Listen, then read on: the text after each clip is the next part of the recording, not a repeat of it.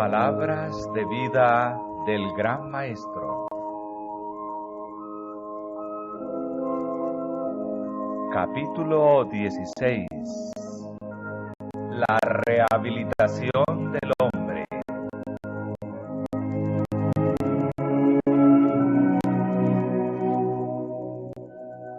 Las parábolas de la oveja perdida, de la moneda perdida y del hijo pródigo presentan en distintas formas el amor compasivo de Dios hacia los que se descarriaron de Él. Aunque ellos se han alejado de Dios, Él no los abandona en su miseria. Está lleno de bondad y tierna compasión hacia todos los que se hallan expuestos a las tentaciones del astuto enemigo.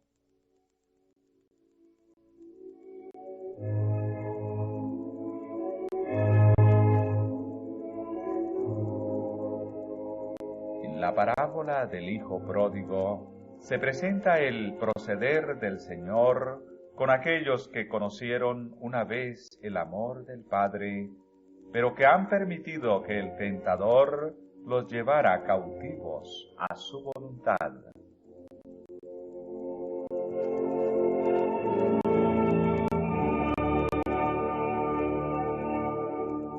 Un hombre tenía 2 hijos, y el menor de ellos dijo a su padre: «Padre, dame la parte de la hacienda que me pertenece».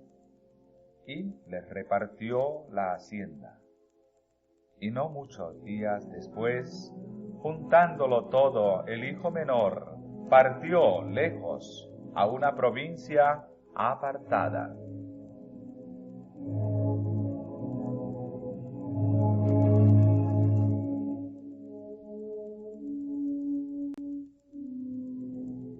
Este hijo menor se había cansado de la sujeción a que estaba sometido en la casa de su padre. Le parecía que se le restringía su libertad. Interpretaba mal el amor y cuidado que le prodigaba su padre y decidió seguir los dictados de su propia inclinación.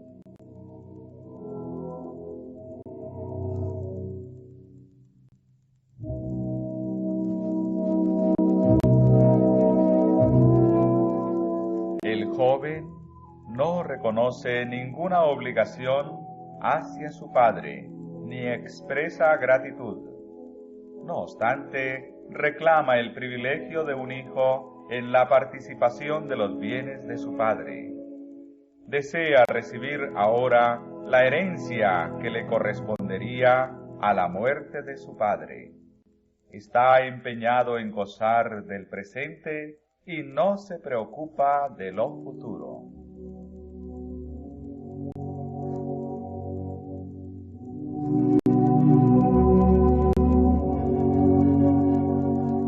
Habiendo obtenido su patrimonio, fue a una provincia apartada, lejos de la casa de su padre. Teniendo dinero en abundancia y libertad para hacer lo que le place, se lisonjea de haber logrado el deseo de su corazón. No hay quien le diga: «No hagas esto, porque será perjudicial para ti», o «Haz esto porque es recto». Las malas compañías le ayudan a hundirse cada vez más profundamente en el pecado y desperdicia su hacienda viviendo perdidamente.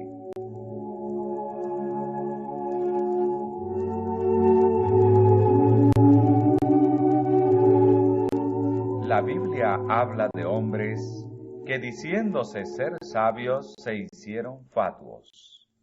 Y este es el caso del joven de la parábola. Despilfarra con rameras la riqueza que egoístamente reclamó de su padre. Malgasta el tesoro de su virilidad, los preciosos años de vida, la fuerza del intelecto, las brillantes visiones de la juventud, las aspiraciones espirituales, todos son consumidos en el altar de la concupiscencia.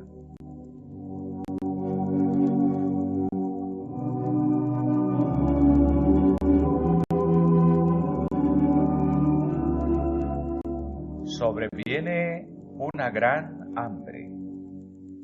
Él comienza a sentir necesidad y se llega a uno de los ciudadanos de aquel país, quien lo envía al campo a apacentar cerdos.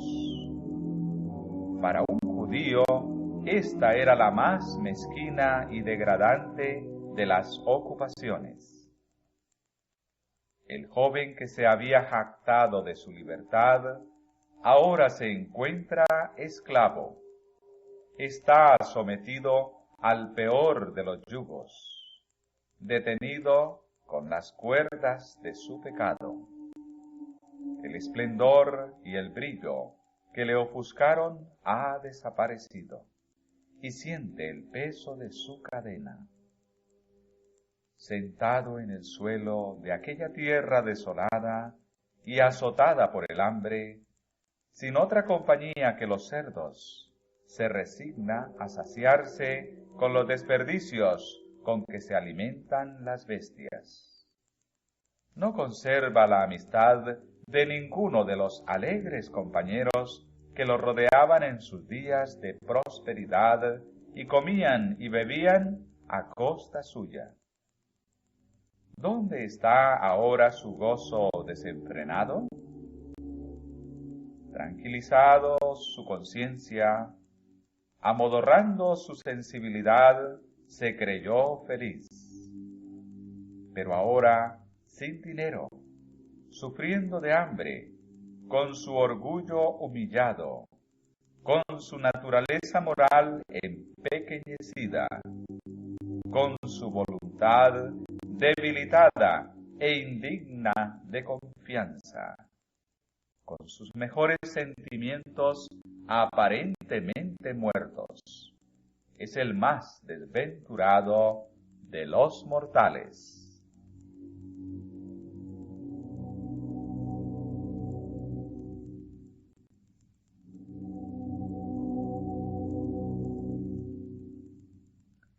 ¿Qué cuadro se presenta aquí de la condición del pecador? Aunque rodeado de las bendiciones del amor divino, no hay nada que el pecador, empeñado en la complacencia propia y los placeres pecaminosos, desee tanto como la separación de Dios. A semejanza del hijo desagradecido, pretende que las cosas buenas de Dios le pertenecen por derecho. Las recibe como una cosa natural, sin expresar agradecimiento ni prestar ningún servicio de amor.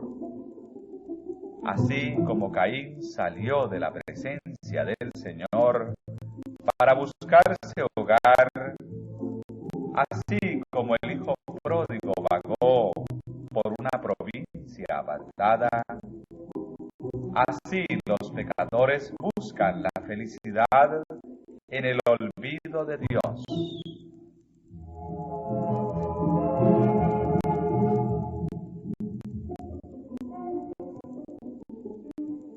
Cualquiera sea su apariencia, toda vida cuyo centro es el yo se malgasta. Quien quiera que intente vivir lejos de Dios, está malgastando su sustancia, desperdiciando los años mejores, las facultades de la mente, el corazón y el alma, y labrando su propia bancarrota para la eternidad. El hombre que se separa de Dios para servirse a sí mismo es esclavo de Mamón. La gente que Dios creó para asociarse con los ángeles ha llegado a degradarse en el servicio de lo terreno y bestial. Este es el fin al cual conduce el servicio del yo. Si habéis escogido una vida tal, sabed que estáis gastando dinero en aquello que no es pan y trabajando por lo que no satisface.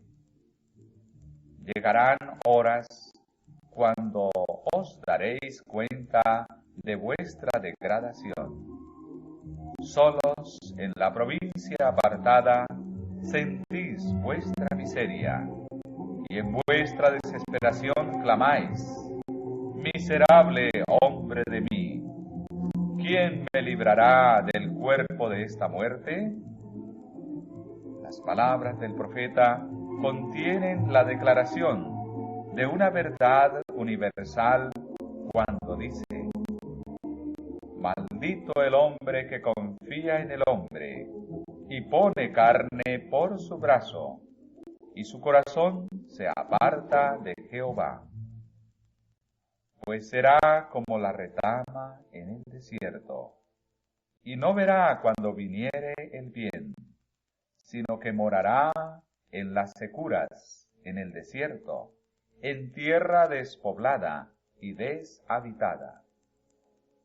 Dios hace que su sol salga sobre malos y buenos, y llueve sobre justos e injustos.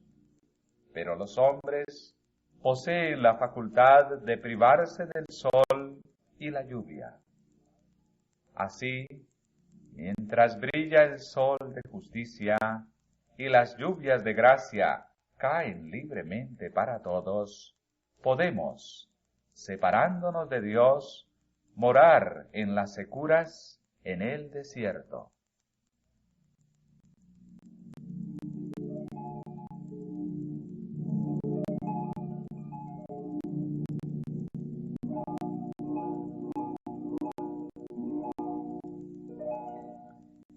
El amor de Dios aún implora al que ha escogido separarse de Él y pone en acción influencias para traerlo de vuelta a la casa del Padre. El hijo pródigo volvió en sí en medio de su desgracia. Fue quebrantado el engañoso poder que Satanás había ejercido sobre él. Se dio cuenta de que su sufrimiento era la consecuencia de su propia necedad y dijo: ¿cuántos jornaleros en la casa de mi padre tienen abundancia de pan, y yo aquí perezco de hambre? Me levantaré e iré a mi padre. Desdichado como era, el pródigo halló esperanza en la convicción del amor de su padre. Fue ese amor el que lo atrajo hacia el hogar. Del mismo modo, la seguridad del amor de Dios constriñe al pecador a volverse a Dios. Su benignidad te guía a arrepentimiento.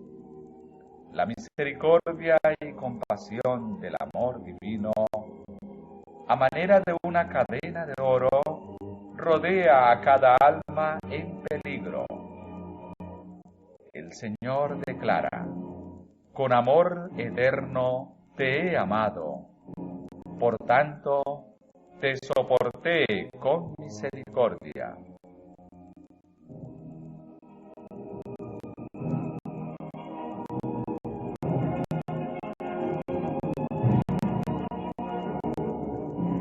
El Hijo se decide a confesar su culpa.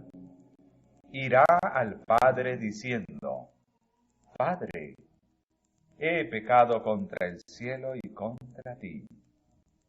Ya no soy digno de ser llamado tu hijo. Pero agrega, mostrando cuán mezquino es su concepto del amor de su Padre: hazme como a uno de tus jornaleros.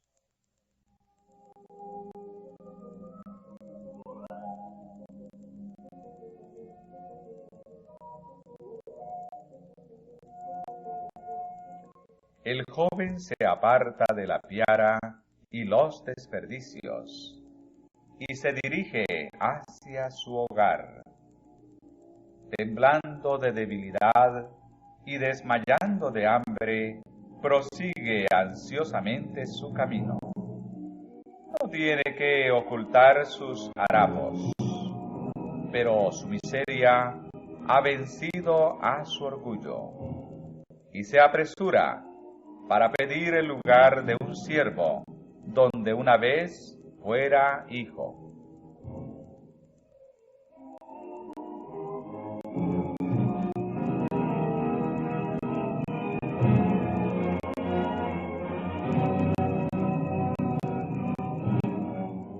Poco se imaginaba el alegre e irreflexivo joven, cuando salía de la casa de su padre, el dolor y la ansiedad que dejaba en el corazón de ese padre.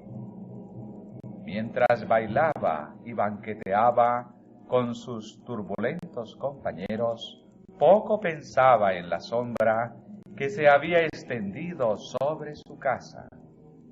Y cuando con pasos cansados y penosos toma el camino que lleva a su casa, no sabe que hay uno que espera su regreso. Sin embargo, como aún estuviese lejos, su padre lo distinguió. El amor percibe rápidamente. Ni aún la degradación de los años de pecado puede ocultar al hijo de los ojos de su padre. Él fue movido a misericordia, y corrió, y echóse sobre su cuello, en un largo, estrecho y tierno abrazo.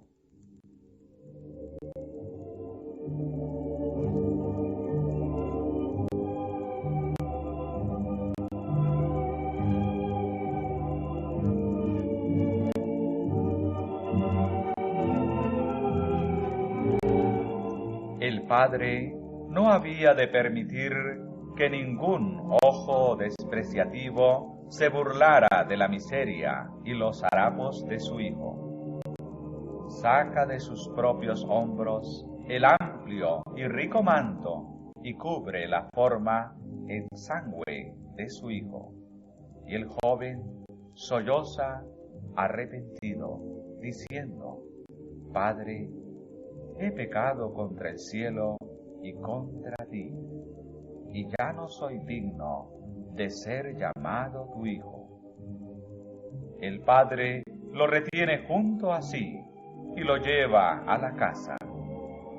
No le da oportunidad de pedir el lugar de un siervo. Él es un hijo que será honrado con lo mejor de que dispone la casa, y a quien los siervos y siervas habrán de respetar y servir.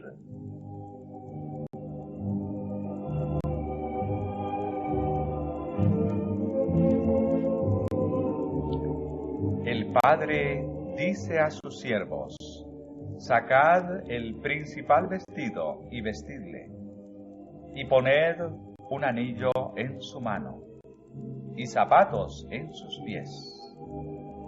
Y traed el becerro grueso, y matadlo, y comamos, y hagamos fiesta, porque mi hijo muerto era, y ha revivido. Habíase perdido, y es hallado. Y comenzaron a regocijarse.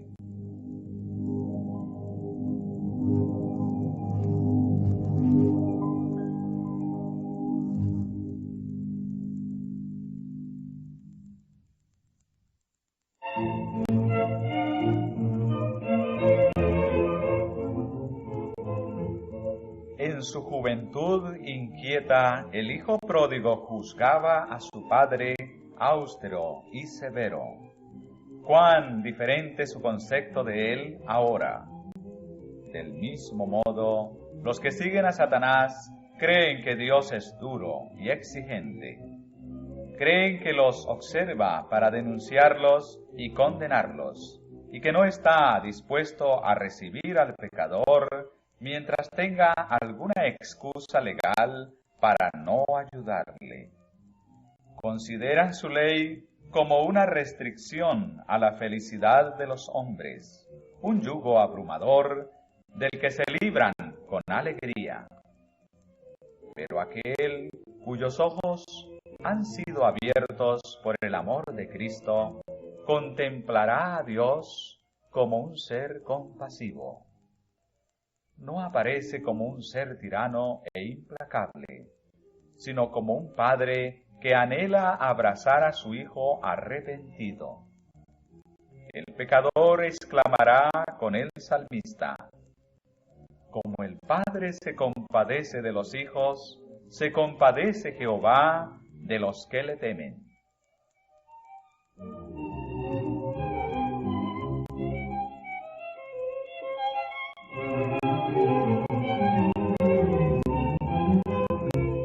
En la parábola no se vitupera al pródigo, ni se le echa en cara su mal proceder. El hijo siente que el pasado es perdonado y olvidado, borrado para siempre. Y así Dios dice al pecador: yo deshice como a nube tus rebeliones, y como a niebla tus pecados. Perdonaré la maldad de ellos, y no me acordaré más de su pecado. Deje el impío su camino, y el hombre inicuo sus pensamientos, y vuélvase a Jehová, el cual tendrá de él misericordia, y al Dios nuestro, el cual será amplio en perdonar. En aquellos días y en aquel tiempo, dice Jehová, la maldad de Israel será buscada, y no parecerá, y los pecados de Judá, y no se hallarán.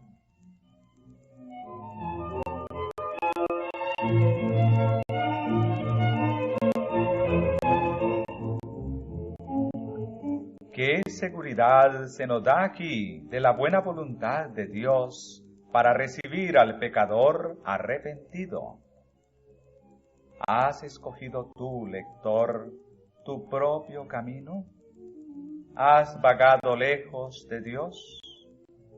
¿Has procurado deleitarte con los frutos de la transgresión para hallar tan solo que se vuelven ceniza en tus labios? Y ahora, desperdiciada tu hacienda, frustrados los planes de tu vida y muertas tus esperanzas, ¿te sientes solo y abandonado? Hoy, aquella voz que hace tiempo ha estado hablando a tu corazón, pero a la cual no querías escuchar, llega a ti distinta y clara. Levantaos y andad, que no es esta la holganza, porque está contaminada, corrompióse y de grande corrupción. Vuelve a la casa de tu Padre. Él te invita diciendo: tórnate a mí, porque yo te redimí.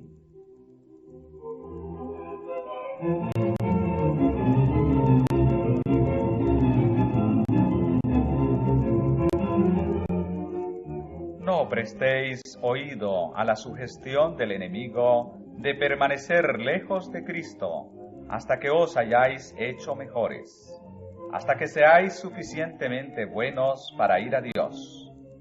Si esperáis hasta entonces, nunca iréis. Cuando Satanás os señale vuestros vestidos sucios, repetid la promesa de Jesús: al que a mí viene, no le echo fuera. Decid al enemigo que la sangre de Jesucristo limpia de todo pecado. Haced vuestra la oración de David: purifícame con hisopo, y seré limpio. Lávame, y seré emblanquecido más que la nieve.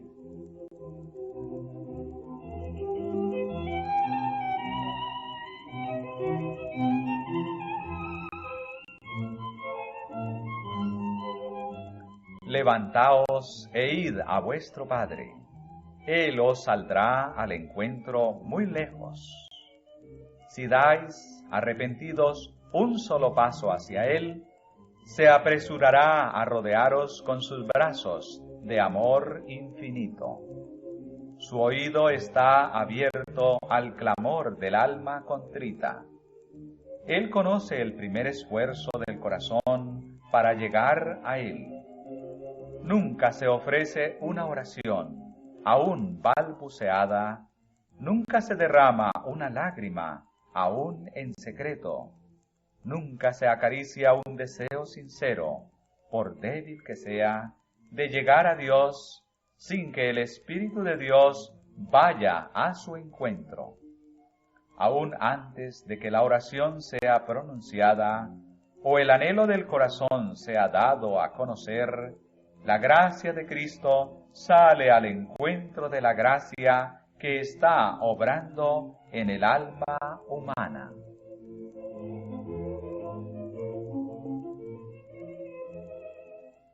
Vuestro Padre Celestial os quitará los vestidos manchados por el pecado. En la hermosa profecía parabólica de Zacarías, el sumo sacerdote Josué, que estaba delante del ángel del Señor, vestido con vestimentas viles, representa al pecador. Y el Señor dice: quitadle esas vestimentas viles. Y a él dijo: mira que he hecho pasar tu pecado de ti, y te he hecho vestir de ropas de gala. Y pusieron una mitra limpia sobre su cabeza, y vistiéronle de ropas. Precisamente así os vestirá Dios con vestidos de salud, y os cubrirá con el manto de justicia. Bien que fuisteis echados entre los tiestos, seréis como las alas de la paloma, cubierta de plata, y sus plumas con amarillez de oro.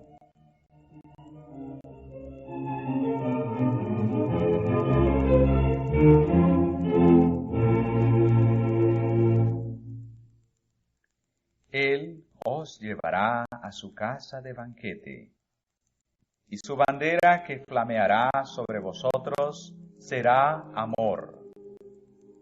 Si anduviereis por mis caminos, declara él, entre estos que aquí están te daré plaza. Aún entre los santos ángeles que rodean su trono.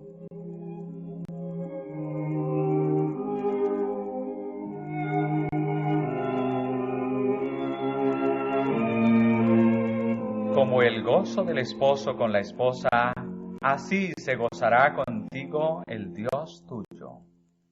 Él salvará, gozaráse sobre ti con alegría, callará de amor, se regocijará sobre ti con cantar. Y el cielo y la tierra se unirán en el canto de regocijo del Padre, porque mi hijo muerto era, y ha revivido. Habíase perdido, y es hallado.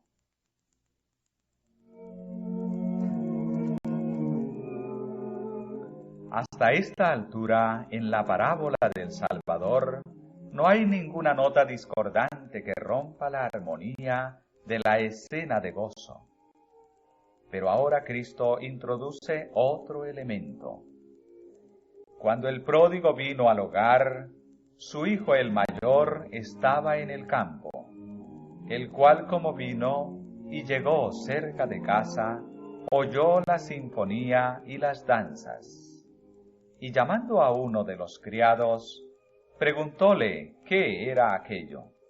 Y él le dijo: tu hermano ha venido, y tu padre ha muerto el becerro grueso por haberle recibido salvo. Entonces se enojó y no quería entrar. Este hermano mayor no había compartido la ansiedad y los desvelos de su padre por el que estaba perdido. No participa, por lo tanto, del gozo del padre por el regreso del extraviado. Los cantos de regocijo no encienden ninguna alegría en su corazón. Inquiere de uno de los siervos la razón de la fiesta, y la respuesta excita sus celos. No irá a dar la bienvenida a su hermano perdido. Considera como un insulto a su persona el favor mostrado al pródigo.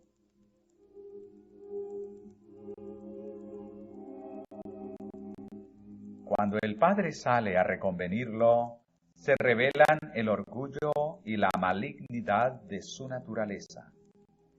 Presenta su propia vida en la casa de su padre como una rutina de servicio no recompensado, y coloca entonces en mezquino contraste el favor manifestado al hijo recién llegado. Aclara el hecho de que su propio servicio ha sido el de un siervo más bien que el de un hijo. Cuando hubiera debido hallar gozo perdurable en la presencia de su padre, su mente descansaba en el provecho que provendría de su vida prudente. Sus palabras revelan que por esto él se ha privado de los placeres del pecado.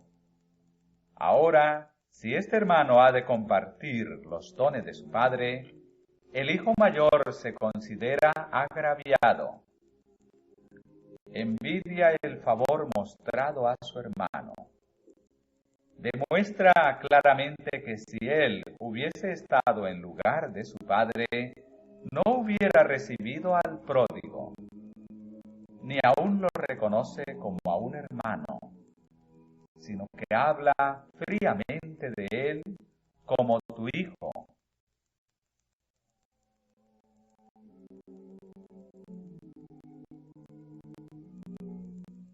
No obstante, el padre arguye tiernamente con él.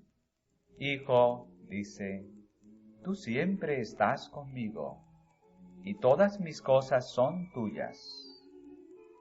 A través de todos estos años de la vida perdida de tu hermano, ¿no has tenido el privilegio de gozar de mi compañía?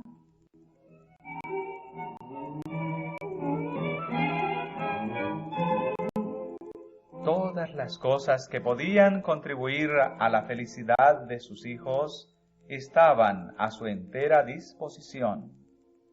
El hijo no necesitaba preocuparse de dones o recompensas. Todas mis cosas son tuyas. Necesitas solamente creer en mi amor y tomar los dones que se te otorgan liberalmente.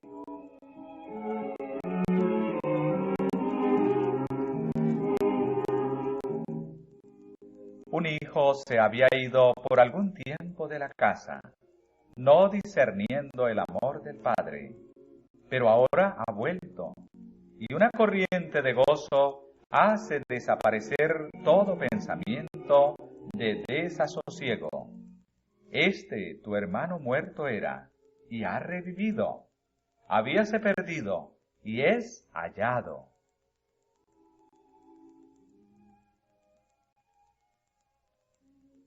Se logró que el hermano mayor viera su propio espíritu vil y desagradecido. Llegó a ver que aunque su hermano había obrado perversamente, ¿era todavía su hermano?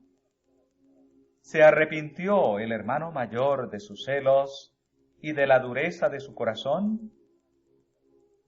Concerniente a esto, Cristo guardó silencio, porque la parábola todavía se estaba desarrollando, y a sus oyentes les tocaba determinar cuál sería el resultado.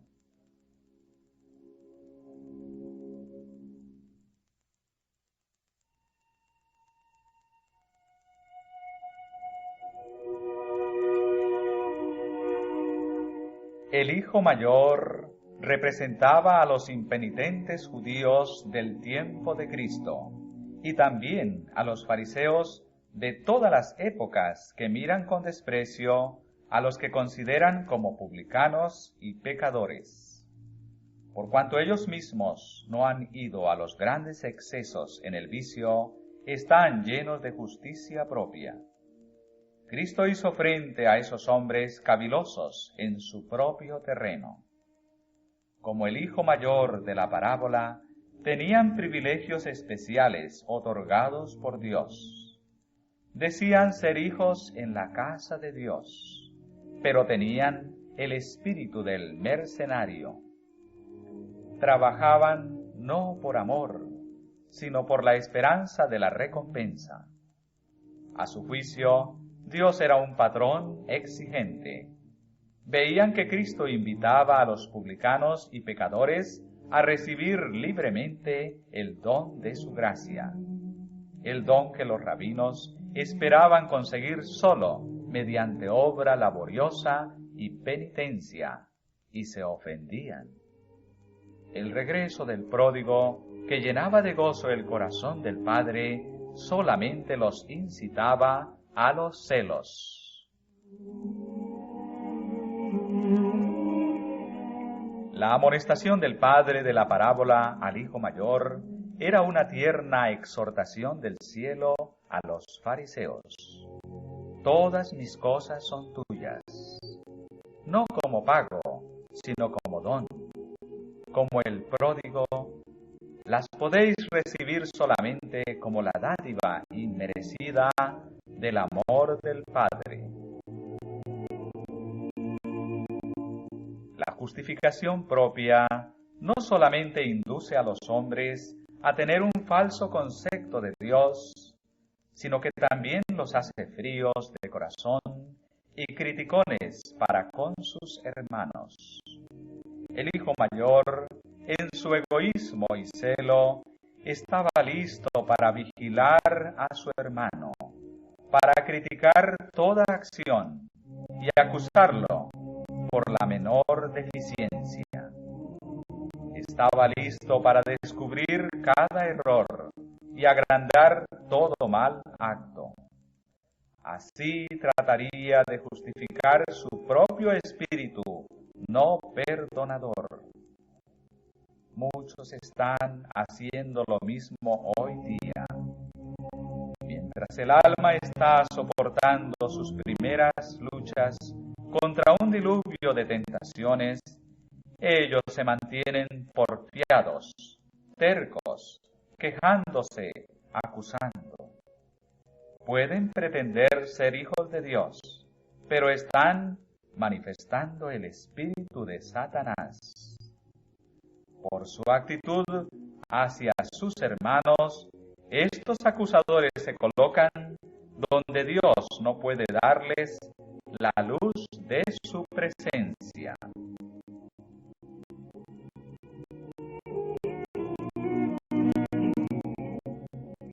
Muchos se están preguntando constantemente, ¿con qué prevendré a Jehová y adoraré al alto Dios? ¿Vendré ante él con holocaustos, con becerros de un año? ¿Agradaráse Jehová de millares de carneros o de 10,000 arroyos de aceite? Pero, oh hombre, él te ha declarado qué sea lo bueno y qué pida de ti Jehová. Solamente hacer juicio y amar misericordia y humillarte para andar con tu Dios. Este es el servicio que Dios ha escogido: desatar las ligaduras de impiedad, deshacer los haces de opresión y dejar ir libres a los quebrantados, y que rompáis todo yugo, y no te escondas de tu carne. Cuando comprendáis que sois pecadores salvados solamente